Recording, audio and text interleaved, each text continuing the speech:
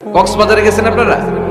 আহা, কি ক্ষুদ্র আমি, কি তুচ্ছ আমি, কি নগণ্য আমি। যখন আমার অলমোস্ট প্রতি সপ্তাহে কক্সবাজারে ফ্লাইট থাকে, আমার কক্সবাজারে অনেক প্রোগ্রাম থাকলে আমি বিকেলে আগে সাগরের সামনে চলে যাই, নিজে যে কত ছোট এটা দেখার জন্য। বঙ্গোপসাগরের সামনে দাঁড়ালে আয়রে নিজের কি ইয়াতিম লাগে, কি ছোট্ট আমি, কি সাগরের গর্জন গর্জন। হিমছড়িতে যখন যাই, সিলেটের মাধবকুণ্ডে যখন যাই, মালয়েশিয়াতে মাঝে মাঝে যাই, ক্যামেরন হাইল্যান্ডে কিছু ওয়াটারফল আছে। আল্লাহু আকবার! এই ঝর্ণার আওয়াজের মধ্যে মনে হয় যেন আল্লাহর জিকির শোনা যায়। ঝর্ণার দিকে তাকালে, আকাশের দিকে তাকালে, বাতাসের দিকে তাকালে, আকাশের রব, আল্লাহর অস্তিত্ব সেখানে আছে না নাই? চিল্লায় বলেন আছে না নাই? এই জন্য নাস্তিকদের যুক্তিগুলো খোড়া যুক্তি। তারা বলে আনসিন ইজ নাথিং, যেটা দেখি না ওইটা মানি না। এরকম কিছু গাধা আছে না নাই?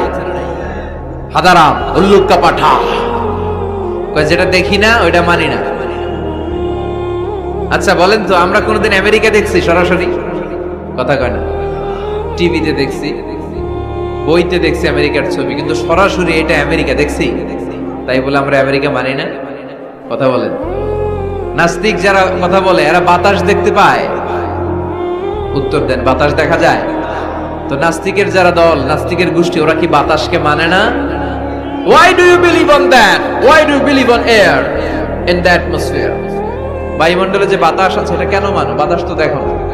কে কারো যখন মাইগ্রেনের পেইন হয় মাথায়, আমার প্রচন্ড ব্যথা, আপনারা কি দেখতে পাচ্ছেন ব্যথাটা?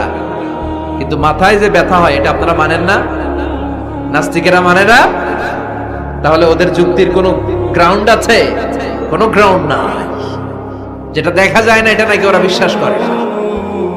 আল্লাহ বলেন সৃষ্টির দিকে তাকা, নজর করে দেখ, আমি আল্লাহর নিদর্শন আছে। সুবহানাল্লাহ পড়েন।